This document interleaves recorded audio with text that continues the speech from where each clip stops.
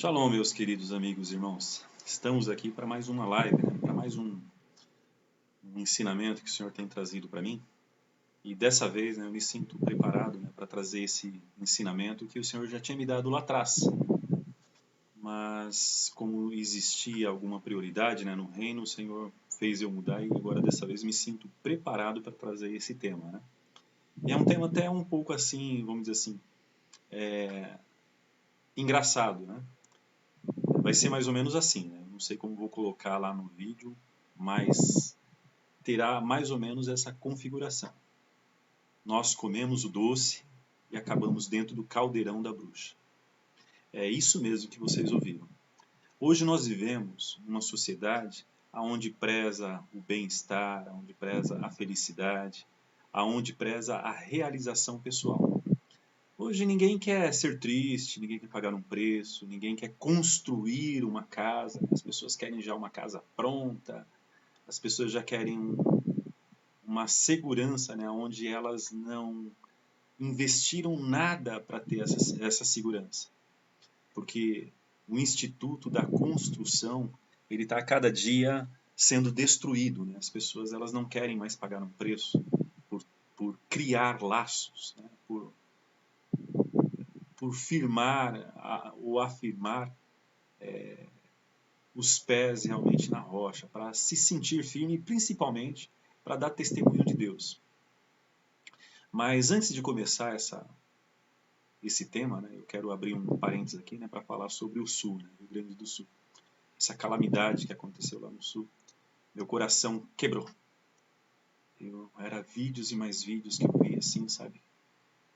Meu coração foi muito quebrado. Dentre umas dessas cenas que eu vi, desses vídeos, eu vi acho que uma mãe e um filho em cima de uma casa, na correnteza, aquela correnteza terrível. E tinha um cachorro também, eles pedindo socorro, clamando socorro, e de repente a casa desabou. Com certeza eles morreram. Entre muitas outras cenas, família que foi encontrado dentro da sua casa, todas abraçadas, 4 pessoas da família, pai, mãe, 2 filhos, senhorinhas, senhores que morreram, montão de criação, animais. Enquanto isso, nesse mesmo momento, lá no Rio de Janeiro, estava tendo uma feitiçaria, estava tendo algo, uma abrição de portais satânicos, a papisa, a bruxa chamada Madonna. E ela já disse claramente que ela é bruxa. Eu não estou dizendo algo julgando, você está julgando, não. Ela disse, é só vocês procurarem no YouTube, vocês vão ver exatamente vídeo dizendo que realmente ela é bruxa. Entendeu? E quem conhece um pouquinho do mundo business, sabe que todos os artistas femininos, para fazer sucesso, tem que pedir a bênção da madrinha, que é a Madonna. Assim como os homens para o Jay-Z. Então é um mundo assim muito ocultista, sabe? Muito satânico. E ela fez essa abrição de portais no show dela, que foi realmente, não foi um show, foi um ritual. Ritual de magia negra, de feitiçaria, de prostituição, de fornicação. Eles fizeram atos lá. Enquanto isso, no Sul, ali tendo o seu show, a abrição de portas, os rituais, enquanto isso no Sul, vidas e mais vidas sendo ceifadas. E isso me deu uma dor tão grande no coração que hoje nós não estamos preparados para o que está vindo ali na frente, meus amados. Nós estamos vivendo os últimos dias aqui na Terra. Toda a palavra de Deus já se cumpriu. Não adianta algumas pessoas, algumas religiões falar assim, mas o Evangelho não foi pregado no mundo todo. Pois sim, meus amados. Pois sim, o Evangelho, os 12 apóstolos, eles fizeram um trabalho muito completo. Eles levaram o Evangelho aos 4 cantos da Terra. E hoje, no século XXI, todo mundo tem um conceito de certo e errado, todo mundo tem um conceito de Deus e do diabo, sabe, do inferno e de céus. Eles colocam muitas vezes outro nome, outras deidades, mas eles têm esse conceito, sim. Ninguém vai conseguir chegar diante de Deus e dizer que não sabia. Até mesmo o mundo muçulmano, onde as crianças são doutrinadas desde o berço, para odiar Israel, né, que o inimigo é Israel, para matar israelense e os pagões, né, que somos nós. Até mesmo nesse mundo islâmico, Deus está dando sonhos, Deus está trazendo revelação e Deus está salvando o povo islâmico. Né? Então nem eles vão conseguir dar desculpa que não conheciam. Né? Então todo mundo conhece. E vendo, né, isso que aconteceu no Sul, o descaso do governo, essa separação que mais me causou espanto, meus amados. Eu não tenho problema com esquerda, com direita. Eu não sou nem esquerda nem direita. Eu sou cristão. Eu costumo dizer que a minha bandeira é cristianismo. Eu não preciso do Messias, né, aqui da Terra, né, o Bolsominion, né, ou Bolsonaro, e também não detesto, né, tudo que vem de esquerda, né, que realmente não é uma política, né, não é uma doutrinação política, é uma doutrinação satânica. Quem conhece o marxismo, o socialismo, né, sabe quem era Karl Marx e todos esses pessoais que deram surgimento a esse pensamento. Né? Então, eu falo e sempre vou dizer e vou provar para todo mundo que eu não sou de esquerda nem direita, eu sou cristão. E quando está errado, eu falo contra mesmo, seja quem for. E nisso, né, infelizmente, eu acabei perdendo uma certa amizade, né, mas depois resgatou, né, mas não é mais a mesma coisa como o próprio irmão, né, que gosta de direita, né, mas amo ele da mesma forma.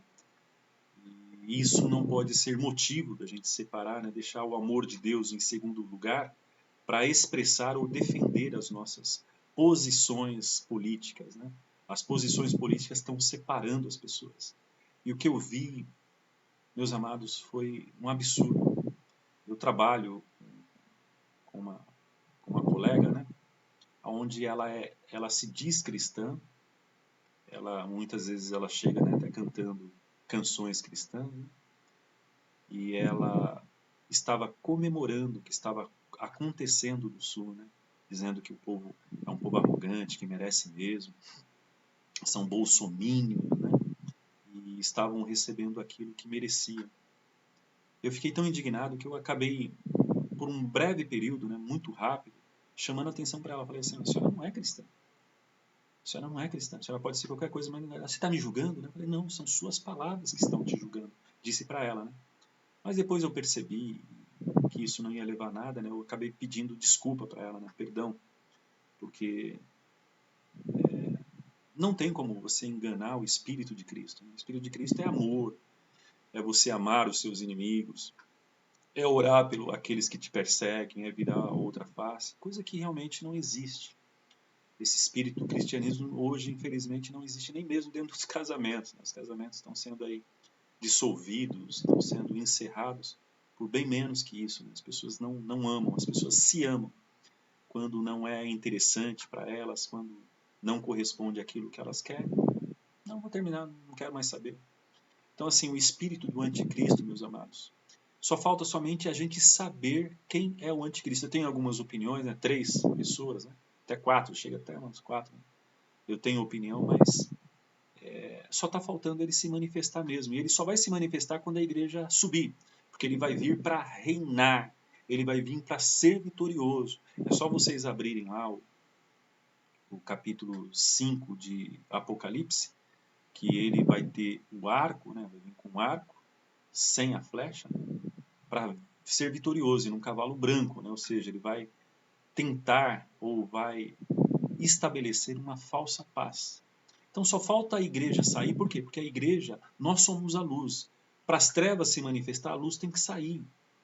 A luz não convive com as trevas. Então nós estamos vivendo assim no limiar da volta de Cristo, né? No limiar do encerramento de todas as coisas. Já já a gente vai entrar no período de tribulação e grande tribulação, aonde todas as pessoas que ficarem vão adorar o diabo, vão adorar a besta, vão adorar Satanás.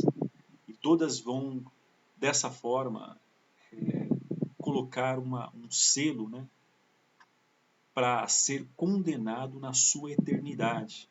Ou seja, as pessoas elas vão se condenar. Por quê? Porque elas vão negar a Cristo. Elas vão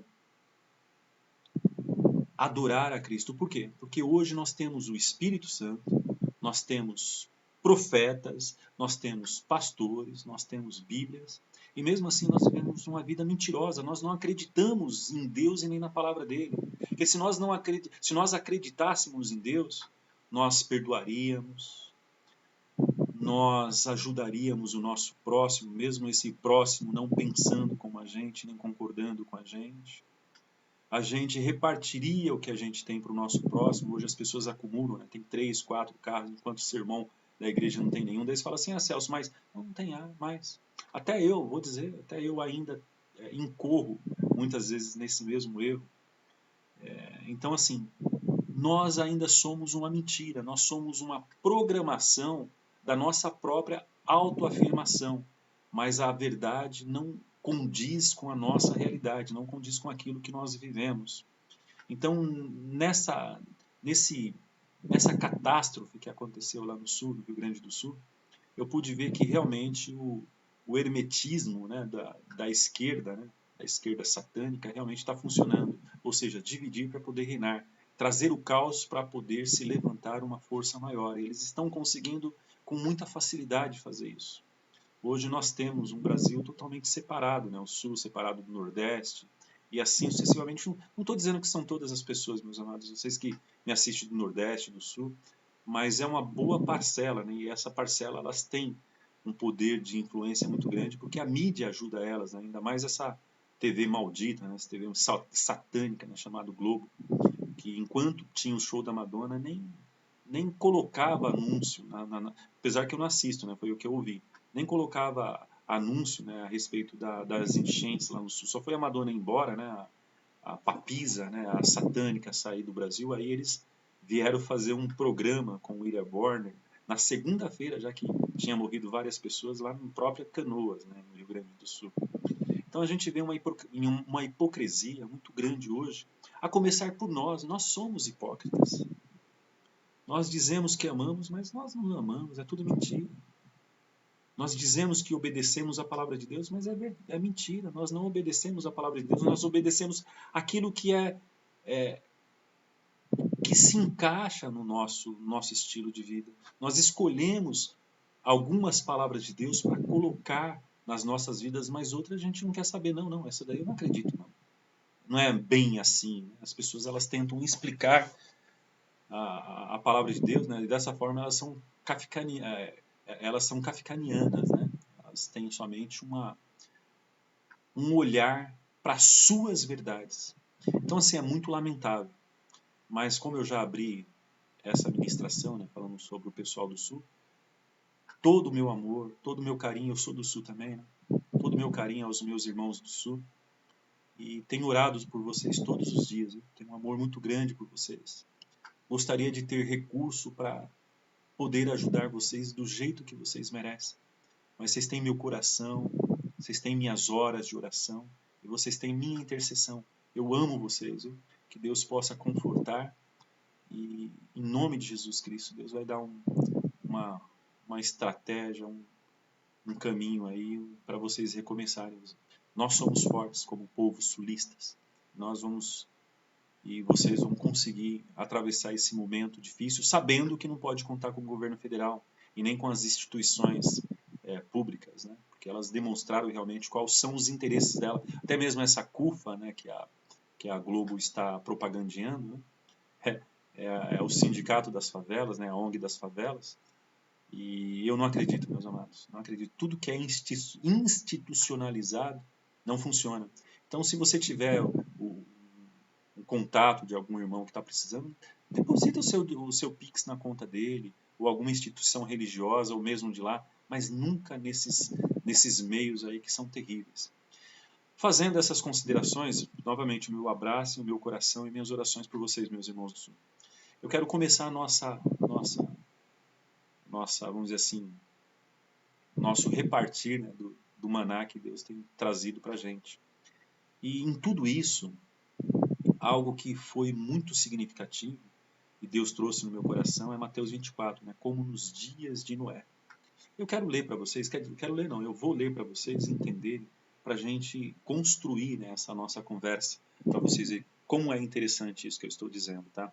Diz assim, Mateus 24, do 37 em diante, diz assim: E como foi nos dias de Noé, assim será também a vinda do Filho do Homem. Porquanto, assim como nos dias anteriores ao dilúvio, comiam, bebiam, casavam-se, davam-se em casamento, até no dia em que Noé entrou na arca, e não perceberam, até que veio o dilúvio e os levou a todos. Assim também será a vinda do Filho do Homem. Meus amados, imagina nos dias de Noé. Noé ficou 120 anos pregando arrependimento. Se arrependa. A terra está totalmente contaminada. Se volte para Deus. Largue os seus pecados. Mulheres, não traiam os seus maridos. Maridos, não traem as suas esposas. Esposas, não abandonem os seus maridos. Maridos, não abandonem as suas esposas. Pais, honra os seus filhos, dá respeito aos seus filhos. Sejam, sabe, Noé ficou 120 anos pregando ali o evangelho. E eles tirando o sarro de Noé, até porque não existia chuva naquela época. Era como se fosse um sereno, né? Algo úmido, né? Que brotava da terra, aguava a terra e depois descia. Né? Algo assim, não existia ainda chuva, eles nem conheciam. E na hora que Noé começou a construir aquele barco, né? aquela caixa, né? A arca, a caixa, eles começaram a tirar sarro, né? Dizendo que Noé estava doido. E é muito interessante pontuar isso para que vocês entendam a importância de nós, como sacerdotes do nosso lar, como maridos, como esposas, cristãos. Nós somos o que abençoa a nossa família, nós somos que trazemos a bênção ou a salvação para a nossa casa. Por que eu digo isso? Porque lá em Hebreus diz assim que Deus ele procurou o justo em todos os lugares, ele só encontrou um único justo que era Noé.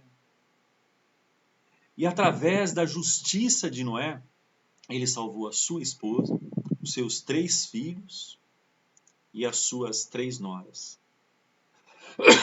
Ou seja, através da justiça de um único homem, isso é a Bíblia que está dizendo, não é o Celso não. Através da justiça de um único homem, Noé, ele salvou a sua família. Agora eu pergunto para vocês, será que nós temos noção o que é a justiça de Deus para que nós possamos novamente avivar essa palavra através da nossa justiça, a gente possa alcançar os nossos cônjuges, os nossos filhos, os nossos parentes? Hoje a justiça ela é muito didática, muito dialética, muito materialista, muito resultativa. Ela não é uma justiça verdadeira. Eu sou advogado também, né? E eu costumo dizer assim que nem sempre a lei é justa. Então, aonde eu vou correr? Eu vou correr para a lei ou correr para a justiça? É lógico que eu tenho que fazer a lei, mas se a lei ela for injusta, eu não vou fazer, eu prefiro ser justo. Eu sempre vou procurar ser justo com os meus, com a minha família, com todas as pessoas que rodeiam a minha vida. A lei pode dizer algo, mas eu sempre vou para a justiça. Meritocracia ou aquilo que Deus me dá paz para eu poder fazer. Porque eu tenho um costume, e a Bíblia ela me aconselha eu fazer isso mesmo, né? Ela diz assim que na multidão dos conselhos, né, está a voz do sábio. Ou seja, sempre quando eu vou tomar uma atitude, eu oro e busco pessoas doidas que nem eu, que estão seguindo o mesmo caminho para elas me aconselharem. E é só depois disso que eu tomo uma atitude. E isso me fez eu não pecar, eu não cometer muitos erros na minha vida. Eu pedi exatamente conselho para esses irmãos que estão no mesmo caminho que eu, que têm a mesma fé e que têm a mesma compreensão e a mesma preocupação de viver uma vida de santidade. Que a Bíblia diz, eu sempre vou dizer esse versículo para ficar muito gravado nos vossos corações, nas vossas mentes. Hebreus 12:14. Segui a paz com todos até onde dá, né, até onde a gente pertence a gente, né, esse estabelecimento de paz, e a santidade sem a qual ninguém nem verá o Senhor. As pessoas que não vivem uma vida de santidade, o que é a santidade? É você se separar do pecado, é você não pecar. E se pecar, se arrependa logo. O ideal é você não pecar. Ah, Celso, não existe ninguém santo. Fale por você, você não conhece todo mundo. Mas não existe mesmo. Tá bom, mas fala por você. Você não tem direito. Você não conhece a vida das pessoas. Eu mesmo, em várias coisas, eu vivo uma vida de santidade. Em outras, não. Outras ainda não fui liberto. Tem muitas coisas ainda para Deus libertar da minha vida. Mas tem muitas outras coisas que eu vivo uma vida de santidade. Eu vivo uma vida separada. Eu não faço. Isso é uma conquista que o Espírito Santo ele nos proporciona se nós queremos verdadeiramente trazer à vida o testemunho, a imagem de Jesus nessa terra, se verdadeiramente nós pudermos ser luz, se nós realmente formos luz, que nós temos que ser a luz do mundo e o sal da terra. A luz do mundo para iluminar, porque o mundo está na escuridão. Essa luz que nós vemos aí, esse sol, ele é somente uma imaginação, é algo imaginativo. As pessoas vivem em trevas. Para elas viverem hoje, mais de 60%, olha, eu estou chutando baixo, mais de 60% das pessoas elas vivem com medicação. Elas são depressivas, se elas não tomar medicamento, elas não conseguem nem viver, elas não conseguem nem trabalhar, elas não conseguem nem dormir. Tem pessoas que para dormir vivem de medicação, elas correm atrás dessa medicação para poder dormir. Isso não é ter Deus, são pessoas que não têm paz, isso são pessoas que não têm Espírito Santo, porque o Espírito Santo é paz, é gozo, é tranquilidade, é alegria. Hoje as pessoas estão procurando coisas e pessoas para ser feliz. Miserável do homem que procura coisas e pessoas para ser feliz, que tem a sua felicidade em filhos, esposa, pais ou quem for, ou em bens. O pessoal, infelizmente, muitas pessoas lá do sul, eles receberam a notícia para saírem das suas casas, mas eles não saíram porque os corações estavam nas casas, estavam nos bens. O medo de perder tudo e acabaram perdendo as suas próprias vidas por não abrirem mão, como se a mesma coisa que aconteceu com Ló. Ló, se não fosse o anjo pegar na mão dele e da sua esposa e das suas filhas, ele teria sido queimado, porque ele era comerciante, ele era muito rico naquela terra e ele não queria sair daquele lugar. A Segunda Guerra Mundial, meus amados, os alemães, eles deram todos os sinais para os judeus que eles iam perseguir, eles iam prender, eles iam, sabe, botar o terror ali, matar os judeus. Eles receberam todos os avisos, mas como eles eram comerciantes, bancários, empresários, o amor ao dinheiro perdeu eles perderam muitas vidas. Foram mais de 6 milhões de judeus que foram dizimados por terem os seus corações presos nas coisas dessa terra. Por isso que a Bíblia diz que aonde está o teu tesouro, aí está o teu coração. Aonde está o teu coração hoje? Está numa carne, ou seja, na sua esposa, no seu esposo? Está nos seus filhos? Loucura que você faça isso. Loucura. Seu coração tem que estar em Deus. O seu cônjuge, hoje ele está com você, mas amanhã ele pode te dar um fora, sabe? Você não tem mais ele. O seu filho hoje está contigo, mas amanhã ele pode morrer ou casar e morar longe de você. E aí, se o seu coração estiver nele? Sua mãe, seu pai, seus irmãos, as pessoas morrem. Aonde está o seu coração? Será que você vai perder a sua esperança, a sua alegria, a sua felicidade por colocar o seu coração em coisas e pessoas erradas? O nosso coração tem que estar em Deus, meus amados. Se nós não amarmos as pessoas através de Deus, através do amor de Deus, nosso amor tem que ser vertical e depois horizontal. Ou seja, tem que ir para Deus e de Deus nós temos que amar as pessoas com o amor de Deus. Por isso que a Bíblia diz, em 1 Coríntios 7, que a esposa tem que amar o marido como ela ama Cristo, porque ela não tem condição, não existe possibilidade nenhuma da esposa não amar o marido e ser crente, ir para a igreja e dizer que ama Cristo. É uma mentira. Está em 1 Coríntios 7. E da mesma forma, não existe possibilidade do homem dizer que ama Cristo e não amar sua esposa, porque a Bíblia fala que o homem tem que amar a esposa como se fosse, como Cristo amou a igreja. E como Cristo amou a igreja? Ele morreu por ela. Será que nós morremos pelo nosso cônjuge? Eu vou ler para vocês uma outra passagem que eu achei muito interessante, que diz exatamente isso, né? Hoje nós estamos aqui, mas amanhã, né? Ou seja, o docinho que você come hoje, ou seja, eu quero ser feliz, quero ser individualista, não quero obedecer a ninguém. O docinho que você come hoje pode ser o caldeirão do inferno que você vai acordar amanhã, o caldeirão da bruxa, o caldeirão de Satanás. Então eu convido vocês para abrirem lá em Daniel 6 a respeito da mão misteriosa que apareceu na parede lá escrevendo, tá? A partir, Daniel 5, a partir do 1. Certa vez o rei Belsazar deu um grande banquete para 1000 dos seus nobres, e com eles bebeu muito vinho. Enquanto Belsazar bebia vinho, deu ordens para trazerem as taças de ouro e de prata que o seu predecessor Nabucodonosor tinha tomado do templo de Jerusalém, para que o rei e seus nobres e suas mulheres e suas concubinas bebessem nessas taças. Então trouxeram as taças de ouro que tinham sido tomadas do templo de Deus em Jerusalém, e o rei e seus nobres e suas mulheres e suas concubinas beberam nas taças. Enquanto bebiam vinho, louvavam os deuses de ouro, de prata e de bronze, de ferro e de madeira e de pedra. Mas de repente apareceu dedos de mãos humanas que começaram a escrever no reboco da parede, na parede, na parte mais iluminada no palácio real. O rei observou a mão enquanto ela escrevia. Seu rosto ficou pálido e ele ficou tão assustado que os seus joelhos batiam uns nos outros e suas pernas vacilaram.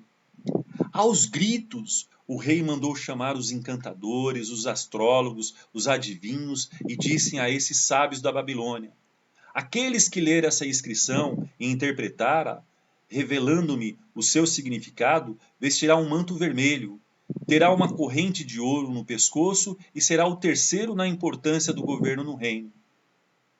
Então a sua esposa mandou chamar Daniel.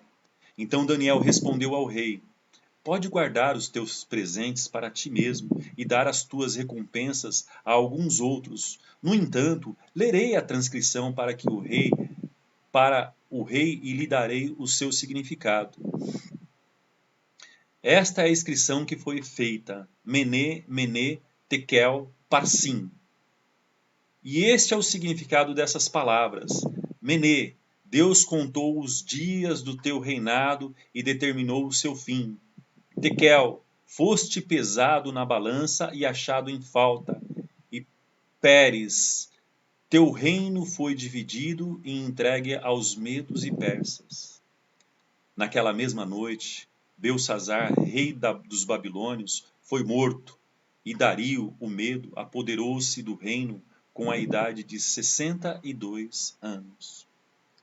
É o que eu digo, meus amados, eles estavam comemorando, bebemorando, tendo festa, comendo os docinhos, né? A casa toda recheada, né? Feita de bolo, de chocolate, né? Eles estavam comendo ali. E na hora que ele percebeu, ele acordou no caldeirão do inferno. Até hoje esse rei, passaram-se mais de 3.000 anos, esse rei ainda continua lá no inferno. E vai passar mais 3.000 anos, 100.000 anos, 1 milhão de anos, ele vai estar no inferno. Porque ele quis comer o docinho, ele quis ser feliz. Ele quis a abundância dessa terra. Ele não imaginava, ele nem as pessoas que vivem dessa forma, elas nem imaginam que elas vão morrer. Elas nem imaginam que elas prestarão conta das suas almas. Elas nem imaginam que tudo o que elas fizeram aqui, elas vão pagar. Porque nessa vida, a única certeza que nós temos, tudo aquilo que plantamos nessa terra, nós vamos colher na eternidade. Todos nós teremos que comparecer ao trono do Senhor Jesus. Ele é o juiz, ele é o rei, ele é o justo juiz. Você pode não acreditar em Jesus, você pode ser budista, você pode ser da Seixonoe, você pode ser qualquer tipo de religião, batista, presbiteriano, pode ser muçulmano, você pode ser daoísta, você pode ser qualquer tipo de religião. Mas tenha certeza de algo, essa minha palavra, não esqueça dela não, pode acreditar nisso. Você pode acreditar na coisa que você quiser, no Deus que você quiser, mas você vai comparecer perante o trono do único Deus que nós deveríamos ter adorado, que é o trono de Cristo. E nós teremos que prestar contas até mesmo dos nossos pensamentos. Olha que sério. Vocês pensam que Nós pensamos que aquilo que nós fazemos, né, não, ninguém está sabendo, foi escondido. Né? Não, eu sou dono do meu corpo, né, eu faço com o meu corpo o que eu quiser. Não, Deus me perdoa, né? Meu marido é muito cruel, eu vou me separar dele, né? Eu quero uma pessoa mais boazinha, né? Mas a Bíblia ela não foi feita para se adaptar ao seu estilo de vida ou à forma que você acredita nela. A Bíblia ela é muito radical. O que foi escrito é aquilo que vai ser cobrado das suas vidas, das nossas vidas. Deus ele não vai adaptar a sua palavra, não vai adaptar a sua lei para servir dentro do seu estilo de vida. Se a Bíblia diz que mentir vai te levar para o inferno, que está lá em Apocalipse 21, que todos os mentirosos eles serão lançados no lago de fogo. Se a Bíblia diz lá em Malaquias 3 que Deus odeia o divórcio, os que se divorciam não têm, se não se arrependerem, não têm salvação. Porque Deus odeia o divórcio. Você acha que Deus vai levar alguém que ele odeia para os céus? Está lá, Malaquias 3. Ele odeia o divórcio. Ah, não, mas eu não vou casar de novo. Meus amados, isso é desobediência. Vocês estão desobedecendo a palavra de Deus. Vocês estão negando ao próprio Cristo. Vocês estão querendo adaptar a palavra de Deus a um jeitinho para você justificar a sua fraqueza, a sua falta de caráter, a sua falta de compromisso, a sua falta de honrar a aliança que você estabeleceu diante de Deus. Se a Bíblia diz que fofocar é pecado, pode levar você para o inferno, se a Bíblia diz que facção, você criar inimizades, vai te levar para o inferno, Deus não vai mudar a palavra dele para justificar o seu erro. É você que tem que mudar o seu estilo de vida, a sua vida, para que você possa caminhar num caminho de santidade.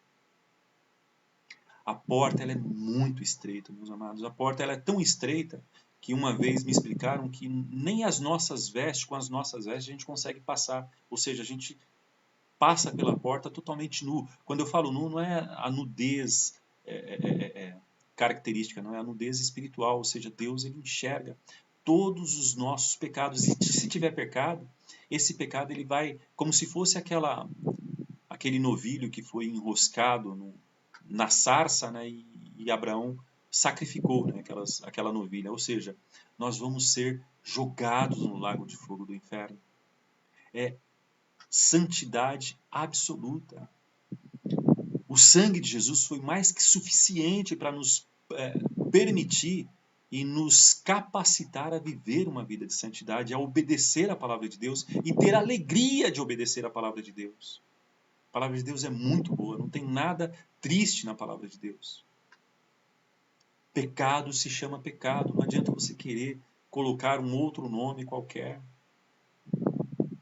Então, para vocês perceberem, amados, a gente pensa que isso vai ficar somente no Sul. O Brasil está sobre uma maldição. A maldição de esquerda, a maldição de uma igreja morta, sabe? Uma igreja que não dá testemunho de Deus. Uma maldição de irmãos que sobem no púlpito e dizem palavras que não são vindas de Deus, palavras mentirosas. A maldição de uma igreja de cristãos que não honram o nome de Deus porque não tem palavra. Não honram, não amam o nome de Deus porque não tem palavra. Disseram algo para Deus, fizeram uma promessa para Deus, estabeleceram uma aliança diante de Deus e não cumprem essa aliança. Tudo isso traz uma maldição, traz uma consequência. Existe, vocês podem procurar na internet, eu ainda acredito em profecias, que a Bíblia fala assim que Deus ele não faz nada sem antes ele revelar aos seus profetas. Existem várias profecias que no Brasil vai ter um terremoto muito grande. Muito grande. E o Brasil já está maduro o suficiente para sofrer essas tragédias. Não que eu queira, não é algo do meu coração, não, porque eu não me acho que eu vou ser livre disso daí, eu não sou melhor que ninguém. Mas que nós possamos, neste momento dessa tragédia que aconteceu lá no Sul, nós acharmos que não vai acontecer nada conosco, que nós possamos nos preparar para que nós possamos não ser pegos de surpresas, como nossos irmãos do Sul foram, como o povo na época do dilúvio foi, que nós possamos preparar em santidade e justiça diante de Deus. Que Deus possa nos abençoar, meus amados. Busque ao Senhor, a tempo e fora de tempo. E hoje arrependa do seu pecado, não deixa para amanhã não. Porque se hoje Jesus chegar e você estiver em rebelião, em pecado, em erro, você não vai subir.